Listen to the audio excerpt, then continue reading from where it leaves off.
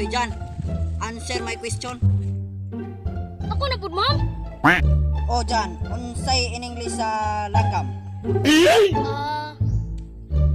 Chicken. Dili. Katong brown color. Fried chicken. Dili. Kabalo na ko, ma'am. Unsa, ma'am? Sige. Unsa man? Kuan, ma'am. Door cube. Nor cubes. Di ay.